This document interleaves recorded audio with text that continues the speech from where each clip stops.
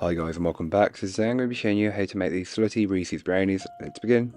So to get started you'll want to grab yourself a mixing bowl, and into the mixing bowl place your butter, making sure it's room temperature.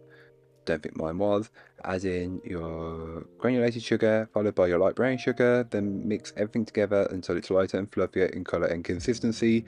This takes a little bit of time, so be patient with it, but once you've achieved that you can then go ahead and add in the egg and mix this until it's fully incorporated. It will change your consistency. Don't forget to add in your vanilla as well. Mix until it's fully incorporated, and it should be quite a loose mixture at this point. You can then go ahead and give the bowl a good scraping down, and this just incorporates any bits that may not have been fully worked in from earlier on. Once you've done that, you can then go ahead and add in the dry ingredients. So that's the flour, cocoa powder and chocolate chips. Mix on a low speed to start with, working up to a medium high, and once you have a cookie dough form, stop so you don't over mix the mixture, as you're not looking to create a tough textured cookie. And again, one final scraping down of the bowl, and this just incorporates any bits that may not have been fully worked in from earlier on.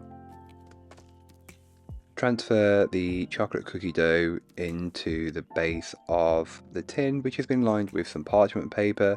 Spread and level it out as best as you possibly can. This may be a little bit difficult to work with, but if you've got some gloves, just press it in with your hands, it'll be much easier. Then top the cookie dough with some Reese's peanut butter cups. You do need a 16, so it is quite a lot, and this recipe is very chocolatey and peanut buttery. So if that's the kind of recipe for you, this is just a must-have make for this weekend.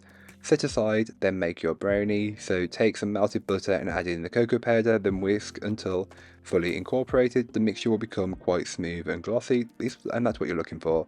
You can then go ahead and add in the sugar and whisk this in.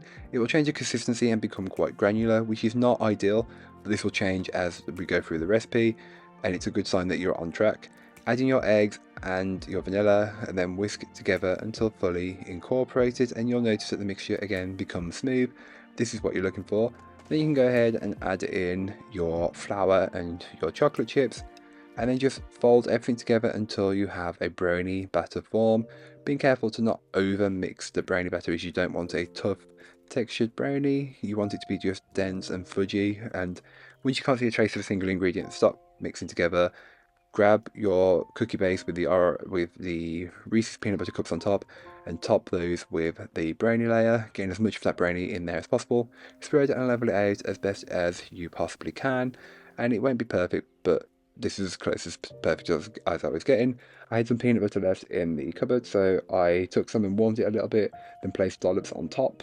Then just took a butter knife and swirled the peanut butter all around, and this just helps to add more of a peanut butter flavour to the brownies if you didn't already have enough. Bake them off and then place in the fridge to cool, and once they cool after about 8 hours, they'll be much easier to slice up, and they'll be firm, fudgy and dense, which is perfect. Cut into as many or as few portions as you would like, and then you're good to go. As you can tell, roughly each piece will contain a whole Reese's peanut butter cup, which is perfect. Look at that, it's studded, it's just delicious. I hope you enjoyed. That's all for today. I hope you enjoyed. If you did, don't forget to like, comment and subscribe for more from me, and I'll be back again very soon with another recipe, so join me then. In the meanwhile, don't forget to check out the description. There'll be a link to this recipe, a link to my blog, and links to all my social medias. But that's all for today. I hope you enjoyed. Bye guys.